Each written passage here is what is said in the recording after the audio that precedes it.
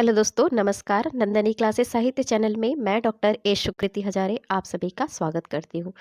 यदि आप मेरे चैनल में नए हैं तो चैनल को सब्सक्राइब, लाइक और कमेंट जरूर करिए ताकि आपको समय समय पर नोटिफिकेशन मिलता रहे। दोस्तों, हिंदी साहित्य का इतिहास से संबंधित हम जानकारी ले रहे हैं। सूफी काव्य धारा की विशेषताओं के बारे में आज हमें जानना है। और आपको बता दूं कि भक्ति काल की निर्गुण काव्य धारा जो है उसके संबंधित हमने पिछले वीडियो में आपको जानकारी दी है। तो आज हम सूफी काव्य की प्रवृत्तियां, सूफी काव्य की विशेषताएं के बारे में जानकारी लेंगे। भक्ति काल की निर्गुण काव्य की धारा की बात चल रही है, जिसमें दो वर्गों में विभक्त किया गया है। पहला आपको मैं बता चुकी हूँ, संत काव्य धारा और सूफी काव्य धारा। इनमें जो प्रथम जो है संत काव्य धारा का प्रतिनिधि करते हैं कबीर जी, कबीरदास जी करते हैं। और द्वितीय जो है सूफी काव्य धारा, जिसका प्रतिनिधि करते हैं जायसी जायसी। सूफी काव्य धारा के लिए कुछ अन्य प्रचलित नाम भी हैं, जैसे प्रेमाखन काव्य परंपरा, प्रेम मार्गी काव्य परंपरा और प्रेम मार्गी काव्य धारा जिसे कहते हैं। डॉक्टर गणपति चंद्र गुप्त ने इस काव्य धारा के लिए एक नया नाम भी दिया है, रोमांसिक कथा काव्य परंपरा। इन सभी नामों से संबंध जो सर्व प्रसिद्ध नामकरण हुआ है वो कवियों के लिए सहज स्वीकृति प्राप्त हो गई है। जैसे वो है सूफी काव्य धारा, क्योंकि इसी में ही सहज स्वीकृत इसीलिए हुआ है कि सूफी काव्य धारा नाम प्रचलित हो गया। इस वर्ग के कवियों ने जो प्रेम गाथाओं को अपने काव्य का विषय बनाया और प्रेम तत्व के द्वारा क्या किया, उन्होंने ईश्वर प्राप्ति का संभव बनाया। तो सूफी काव्य में यही है एक महत्वपूर्ण कि जब इन कवियों ने इस वर्ग के जो कवि होते हैं उन्होंने प्रेम गाथाओं को अपने काव्य का विषय बनाया और उसके साथ साथ में प्रेम तत्व के द्वारा उन्होंने क्या किया, ईश्वर प्राप्ति को संभव बनाने का प्रयास किया है। सूफी कवि के अंतर्गत कौन कौन से कवि आते हैं, मैंने आपको पिछले वीडियो में पूरी जानकारी विस्तृत रूप से दे दिया है। सूफी शब्द कहाँ से हुआ है, सूफी शब्द की उत्पत्ति क्या के बारे में, जैसे सूफा चबूतरा होता है। और एक बार फिर से बता देती हूँ, मुसलमानों के पवित्र जो तीर्थ मदीना की मस्जिद के सामने जो चबूतरे का नाम होता है सूफा चबूतरा। इस प्रकार बैठने वाले फकीरों को भी सूफी कहा जाता है। तो कुछ ऐसे मत हैं, सोफिया जो शब्द है, सोफिया भी शब्द आया है, उसको भी जोड़ते हैं जिसका अर्थ होता है ज्ञान। एक अन्य मत भी है सफा, सफा से विकसित है जिसका अर्थ है शुद्ध या पवित्र। सर्वाधिक मान्य जो मत है वो सूफी शब्द का प्रयोग किया गया, सूफ जिसका अर्थ होता है ऊन। तो सूफी लोग जो ऊन से बने हुए जो चोगे पहनते थे, सूफी लोग सफ़ेद ऊन से बने हुए चोगे पहनते थे, उनका आचरण भी क्या होता था, पवित्र और शुद्ध होता था। तो ये सूफी शब्द की उत्पत्ति है। अब चलिए जान लेते हैं सूफी काव्य धारा की विशेषताएं। आज महत्वपूर्ण है, इसमें से बहुत बार प्रश्न बनते हैं। Assistant professor, TGT, net, JRF, PGT इत्यादि जो हिंदी से संबंधित प्रश्न बनते हैं, हिंदी के प्रश्न पूछे जाते हैं, इसमें सूफी काव्य धारा की विशेषताओं के बारे में जानना आवश्यक है, क्योंकि इसकी विशेषताओं दे देते हैं, इसकी विशेषताएं 4 विशेषताएं दे दी जाएगी या कथन दे दिया जाता है जिसको हमें पहचानना होता है, जान लेना आवश्यक है। इसीलिए तो सूफी काव्य धारा की विशेषताएं के बारे में बात करते हैं। पहला आप देख रहे हैं, मुसलमान कवि एवं मसनवी शैली।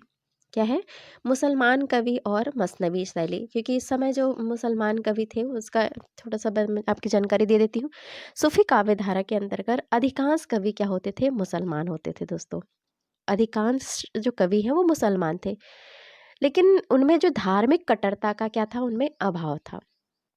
क्योंकि इसमें और कहूँ कि इन सभी जो सूफी कवि हैं, इन सूफी कवियों ने सूफी मत का प्रचार प्रसार करने के लिए क्या किया था, हिंदुओं के घरों में जो प्रचलित प्रेम कहानियाँ जो कहानियाँ होती थी उनको उन्होंने क्या किया, अपने कहानियों का विषय बनाया।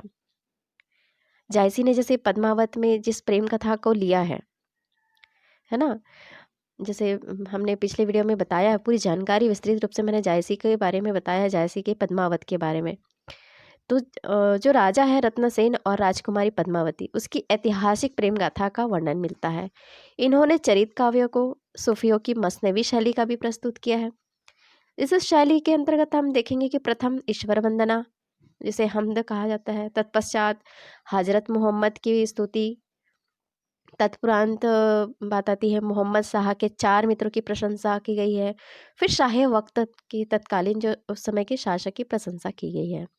इसके बाद उन्होंने क्या किया कि गुरु महिमा का निरूपण करने के साथ-साथ अपनी आस्थाओं और धार्मिक विश्वासों की विवेचना भी की जाती है। और जो हिंदू कवियों द्वारा, मैंने आपको बताया है कि हिंदू कवि जो होते हैं उनके मतलब उस समय के जो कवि थे, मतलब सूफी जो कवि थे, वह हिंदुओं के घरों में प्रचलित प्रेम कहानियों को अपने काव्य का विषय बनाया। तो हिंदू कवियों द्वारा भी कुछ प्रेमाख्यान जो है वो लिखे गए, परंतु उनमें इस पद्धति का अनुसरण नहीं किया गया है। आप इतना जान लीजिए, समझ लीजिए कि जो हिंदू कवि हैं उन्होंने प्रेमाख्यान लिखे ज़रूर, लेकिन जो है मसनवी शैली का उन्होंने उसका अनुसरण नहीं किया है। तो ये है मुसलमान कवि मसनवी शैली का की विशेषताएँ। दूसरा आप देख रहे हैं प्रेम कथाओं का नामकरण। प्रेम कथाओं का भी नामकरण किया गया। जैसे देखेंगे कि सूफी कवियों ने प्रेम कथाओं का नामकरण प्रायः नायिका के आधार पर किया है। किसके आधार पर किया है? नायिका। कैसे देखिए आप नायिका के आधार पर? नायिका आप देख रहे हैं कि उदाहरण के लिए हम कहें कि जायसी कृत पद्मावत का नामकरण, इसकी नायिका जो है वो पद्मावती के नाम पर है। तो कहीं पे मंझन, जैसे मंझन की कृत मधुमालती, है ना? कुतुब्बन कृत मृगावती, उनके जो रचनाएँ हैं उसका नामकरण भी क्या है? नायिका के आधार पर है। तो 2 ऐसे 2-3 याद रख लीजिएगा। जायसी के जो रचना है वो पद्मावत है, मंझन की रचना मधुमालती है और कुतुब्बन की रचना मृगावती है। ये 3 जो रचनाएँ हैं उसका नामकरण भी क्या किया है? नायिका के आधार पर रखा गया है। कुछ ऐसी रचनाएँ भी आई जिसमें नायिका के नायक जो नायक के नायिका के नाम के साथ कथा शब्द जोड़कर रखा गया, कथा भी जोड़ दिया गया। जैसे सत्यवती कथा, है ना? सत्यवती कथा आपको मैंने पिछले वीडियो में इसकी जानकारी दी है, ईश्वरदास कृत सत्यवती कथा। इन काव्य ग्रंथों में नायिका को ईश्वरीय जलाल, जिसे कहेंगे जमाल, जमाल अर्थात सौंदर्य, और जलाल अर्थात ज्योति, है ना? तो इनको दिखाया गया है। इन काव्य ग्रंथों में नायिका को ईश्वरीय जलाल, मतलब ईश्वरीय जलाल ज्योति, जमाल जो होती है सौंदर्य से इसको मंडित दिखाया गया है। ये ग्रंथ का जो केंद्र है, केंद्र बिंदु रही है, इस ग्रंथ में ये केंद्र बिंदु रही है, और इसके आधार पर हम कहेंगे कि इसका नामकरण जो है वो उपयुक्त माना जा सकता है। तो इतना जान लीजिए, प्रेम कथाओं का जो नामकरण है वो नायिका के आधार पर ही किया गया, और नायिका के आधार पर 3 रचनाएँ आ जाती हैं, जिसमें आप मुख्यतः अच्छे से जान लीजिए, जैसी पद्मावत, मंझन मधुमालती और मृगावती का कुतुब्बन का मृगावती। ठीक है दोस्तों? अगला देखते हैं, अलौकिक प्रेम की व्यंजना। अलौकिक प्रेम की व्यंजना की बात करते हैं तो प्रेम कथा के जब काव्य परंपरा, अधिकांश कवियों ने भी क्या किया? लौकिक प्रेम कथाओं के माध्यम से अलौकिक प्रेम की व्यंजना की है। ठीक है? क्योंकि जो राजा रत्नसेन थे पद्मावती में, है ना? पद्मावत में राजा रत्नसेन और पद्मावती ने जिस प्रेम का उल्लेख पद्मावत में किया है, वो इसी प्रकार का है। यहाँ रत्नसेन क्या है? आत्मा का प्रतीक है। रत्नसेन जो है वो आत्मा का प्रतीक है, ठीक है? और पद्मावती जो है वो परमात्मा का प्रतीक है। पद्मावती परमात्मा का प्रतीक है। अतः हम कहेंगे कि रत्नसेन के हृदय में जो उत्कट लालसा जो पद्मावती से मिलन के लिए हुई थी, उसे आत्मा के परमात्मा के प्रति मिलन की अभिलाषा ही समझ लेना चाहिए। अलौकिक प्रेम की इस व्यंजना के कारण सूफी कवियों की रचनाओं में रहस्यवाद का समावेश हो गया था। पद्मावत में कथा के बीच बीच में एक ऐसे अनेक संकेत दिए गए जो पद्मावती को परमात्मा का प्रतीक मानने के लिए बाध्य करता है। इसमें आप प्रश्न बनता भी है यूपीएससी पीएससी के में, समासोक्ति और अन्योक्ति के कारण पद्मावत में दोहरे अर्थों की व्यंजना करते हुए बताइए। इस तरह से प्रश्न बनते हैं। तो इस तरह से यहाँ पे इसका वर्णन जो है पद्मावती के नक्श चित्रण में उसकी दंत पंक्ति की शोभा बढ़ा देते हैं। जैसे रवि शशि नखत दीपहि होहि ज्योति रतन पदार्थ मणिक मोती। आचार्य रामचंद्र शुक्ल ने सूफी कवियों के काव्य में पाई जाने वाली रहस्यवादी प्रवृत्ति की टिप्पणी करते हुए लिखा है उन्होंने, अधिक कहीं सच्चे भावात्मक रहस्यवाद के दर्शन होते हैं तो जायसी आदि सूफी कवियों में। ठीक है, तो ये बहुत ही महत्वपूर्ण है। यदि कहीं सच्चे भावात्मक रहस्यवाद के दर्शन होते हैं तो जायसी आदि सूफी कवियों में। तो ये आचार्य रामचंद्र शुक्ला का मत है। चौथा देख रहे हैं आप, कथा संगठन एवं कथानक रूढ़ियां। कथा संगठन एवं कथानक रूढ़ियां आप देख रहे हैं, इससे ही स्पष्ट हो जाता है कि जो सूफी कवि हैं, सूफी कवियों में प्रेमाख्यान का जो है वो काव्य किस तरह से लिखा गया था। प्रबंध काव्य लिखा गया, पहली बात, ठीक है। प्रबंध काव्य है जिनमें कथा तत्व का समावेश किया गया है। जब इन कथा प्रबंधों के जो स्रोत है वो क्या है, भारतीय पुराण, इतिहास एवं अन्य लोक प्रचलित प्रेम कहानियाँ। जैसे हमने ऊपर देखा है कि इन्होंने क्या किया था, जो सूफी कवि होते हैं वो हिंदू के घरों की कहानियाँ, प्रचलित जो कहानियाँ थी उसको प्रचार प्रसार करने, सूफी मत के प्रचार प्रसार करने के लिए हिंदू घरों की प्रचलित प्रेम कहानियों को अपने काव्य का विषय बनाया था, ठीक है। तो इसीलिए ये जो भारतीय पुराण है, इतिहास है एवं अन्य लोक प्रचलित प्रेम कहानियाँ यहाँ पे दिखाई देती है। इन कवियों ने जिन प्रेम गाथाओं का चयन किया वे प्रायः एक ही सांचे में ढली हुई है। कथा वस्तु में अपेक्षित गति न होकर शिथिलता है। वस्तु वर्णन की प्रधानता होने के कारण कथा प्रवाह में व्याघात पड़ा है, कहीं कहीं निरस्ता आ जाती है। कथा वस्तु में असाधारण एवं रोमांचक घटनाओं की अधिकता भी दिखाई देती है। तो इसमें आप देखेंगे कि चित्र दर्शन भी दिखाई देते हैं।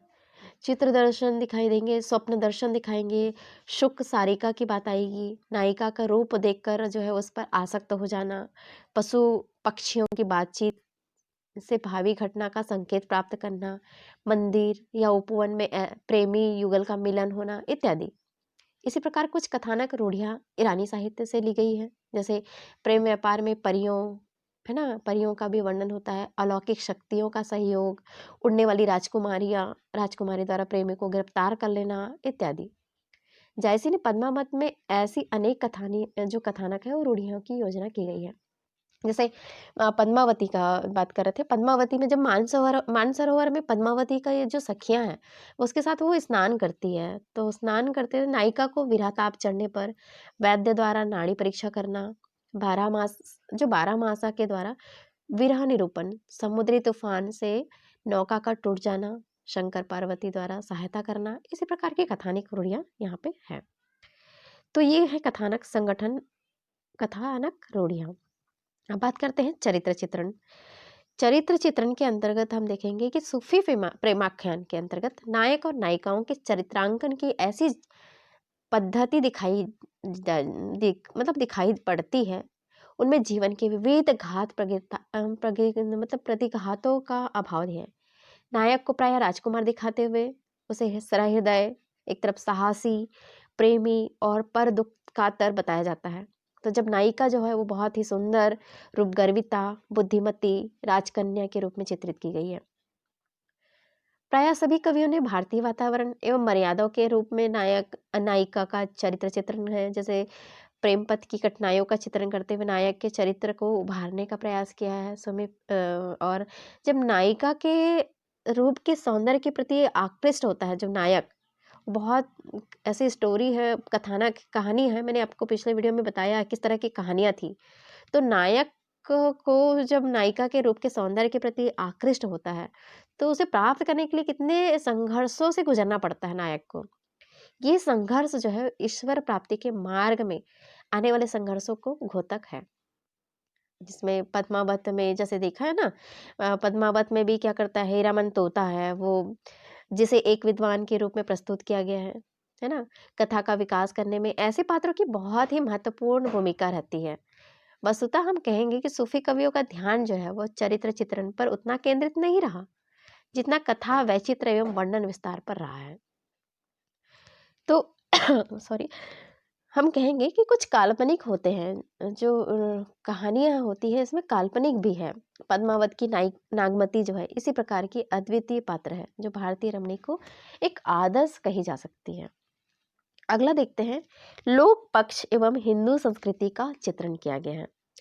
जब प्रेमाख्यान कवियों ने अपनी रचनाओं में क्या किया है, लोक जीवन का पर्याप्त चित्रण किया गया है, जिसमें अंधविश्वास, जादू टोना, तंत्र मंत्र, लोक व्यवहार का सुंदर सा चित्रण इन काव्य ग्रंथों में कराया गया है।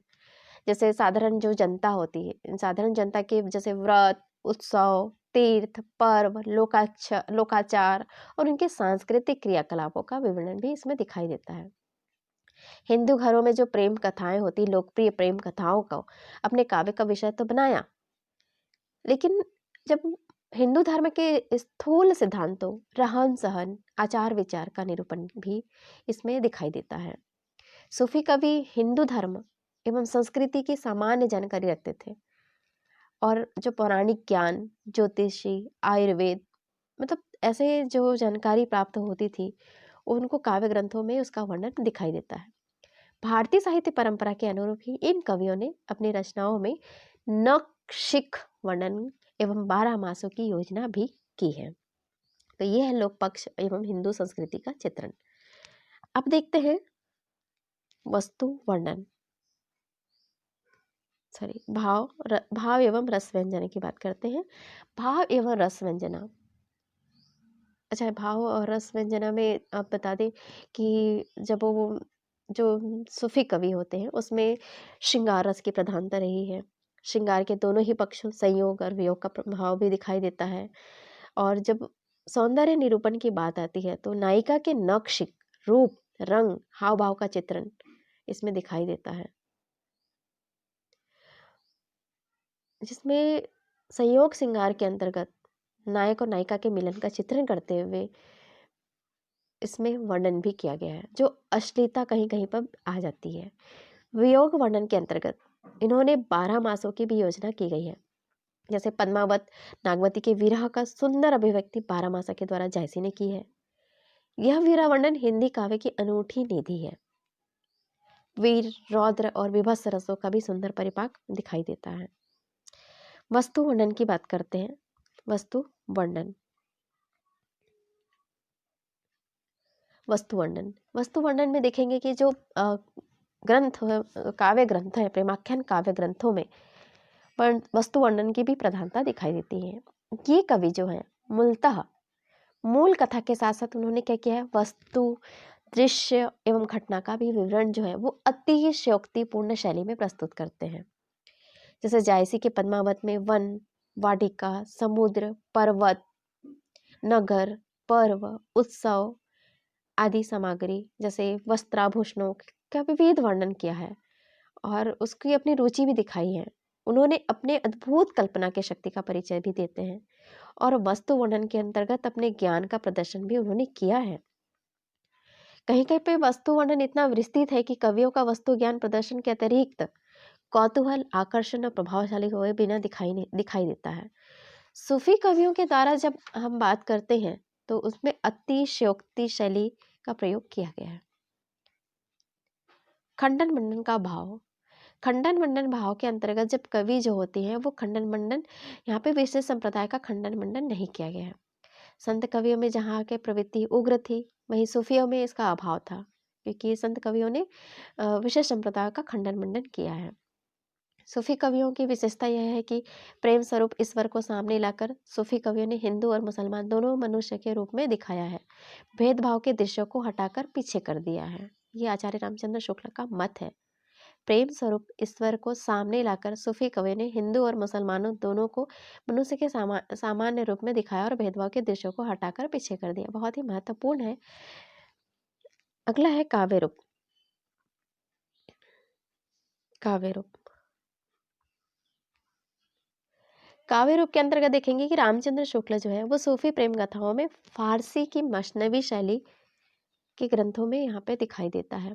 जैसे ईशवंदना, शाहे वक्त का उल्लेख, कथा के सर्गों में विभक्त न होना, संपूर्ण ग्रंथ एक ही छंद का प्रयोग आदि ऐसी विशेषताएं इसमें दिखाई देगी। सूफी कवियों में प्रेमाख्यान प्रबंध काव्य के अंतर्गत आते हैं। यहाँ पे आचार्य रामचंद्र शुक्ल का भी कथन है, सूफी प्रेमाख्यान एक ऐसी रचना है जिसमें किसी प्रबंध काव्य के प्रायः सभी तत्व विद्यमान है, किंतु जिसमें इसके साथ ही कथा, आख्यायिक, जैन चरित काव्य, मसनवी का भी विशेषताओं का समन्वय हो गया है और सबसे बड़ी विशेषता यहाँ पे दिखाई देती है। सूफी कवियों ने जब इसकी कड़वक शैली को अपनी रचनाओं में भी प्रयुक्त किया है। अंतिम है भाषा एवं अलंकार योजना। भाषा एवं अलंकार योजना के बाद सूफी कवियों ने भी अपनी रचनाओं में अवधी भाषा का भी प्रयोग किया गया है। किस भाषा का? तो अवधी भाषा का प्रयोग किया है। अवधी अवधी भाषा का प्रयोग किया है, जैसे ठेठ ग्रामीण अवधी है। और साहित्यिक एवं संस्कृत निष्ठता तो दिखाई नहीं पड़ती, लेकिन तुलसी की भाषा में ये विद्यमान है। जैसे की भाषा में अवधी के लोक प्रचलित मुहावरे, लोकोक्तियों का समावेश भी किया गया है। जैसी की भाषा जैसी की भाषा एक उल्लेखनीय विशेषता यह है कि मुसलमान होते हुए भी उनकी भाषा में अरबी, फारसी की अपेक्षा संस्कृत के तत्सम और तद्भव शब्दों की वरीयता दिखाई देती है। नूर मोहम्मद की बात करते हैं। नूर मोहम्मद की भाषा पर भी कहीं कहीं ब्रज भाषा का प्रभाव दिखाई देता है। सूफी कवियों ने अलंकारों की योजना भी अपनी रचनाओं में की है। उपमा, रूपक, उत्प्रेक्षा, अतिशयोक्ति आदि अलंकारों का प्रयोग किया है, जो प्रायः सौंदर्य वर्णनों में किया है। तो इस तरह से उन्होंने श्लेष, विभावना, अनुप्रास, संदेह ऐसे अलंकारों का प्रयोग किया है। तो संक्षेप में हम कह सकते हैं कि मध्यकालीन हिंदी साहित्य में सूफी कवियों के प्रेमाख्यानों का महत्वपूर्ण स्थान रहा है। इन रचनाओं ने एक ओर तो प्रेम के ऐसे लोकोत्तर स्वरूप की प्रतिष्ठा की जो ईश्वर तक ले जाने वाला है, तो दूसरी ओर सहिष्णुता, उदारता और भाईचारे का भी पाठ पढ़ाया, और जिसमें मुख्य रूप से रचयिताओं में ज्ञान कोश में पर्याप्त वृद्धि हुई। रचयिताओं ने दर्शन, धर्म, नीति, कामशास्त्र, ज्योतिष, वैदिक आदि विषयों की जानकारी का समावेश अपनी रचनाओं में किया है। तो निष्कर्ष रूप से हम कह सकते हैं कि इन रचनाओं में प्रेम के गंभीर, उदात्त, भव्य रूप का गरिमापूर्ण चित्रण हुआ है, जिससे इन्हें हिंदी साहित्य में उच्च स्थान प्रदान किया जा सकता है। अब है सूफी कवि काव्य धारा के कवि असाइद। असाइद के बारे में आपको मैंने ऐसे पूरी रचनाओं के बारे में मैंने आपको बता दिया है, फिर भी यहाँ पे बता देती हूँ सूफी काव्य धारा के कवि कौन थे। असाइद असाइद की रचना हंसावली, मुल्ला दाऊद की रचना चंदायन, लख दामोदर दामोदर कवि, है ना। तो इस तरह की आपकी पूरी रचनाएं मिलेगी। आप पिछले वीडियो में भी इनकी पूरा विस्तृत रूप से मैंने इनके कथानक के बारे में भी आपको जानकारी दी है, तो पिछले वीडियो में भी आप सूफी काव्य धारा के अंतर्गत आप वहाँ पे कवि एवं परिचय के बारे में वीडियो है, वहाँ पे आप जाकर सुन सकते हैं। कुशल लाभ, ईश्वर दास, कुतुबन, गणपति, मलिक मोहम्मद जायसी, मंझन, नूर मोहम्मद और उस्मान पोहकर, इस तरह की रचनाएं यहाँ पे आपको दी गई है। तो दोस्तों यहाँ पे आपको सूफी काव्य धारा की विशेषताएं के अंतर्गत ये सारे प्रश्न बनते हैं। पूछ दिया जाता है कि सूफी काव्य धारा के कवियों में क्या सभी मुसलमान कवि मसनवी शैली का प्रयोग करते थे या नहीं करते थे, और या फिर हिंदू जो धर्म के कवि थे उन्होंने क्या मसनवी शैली का प्रयोग किया है।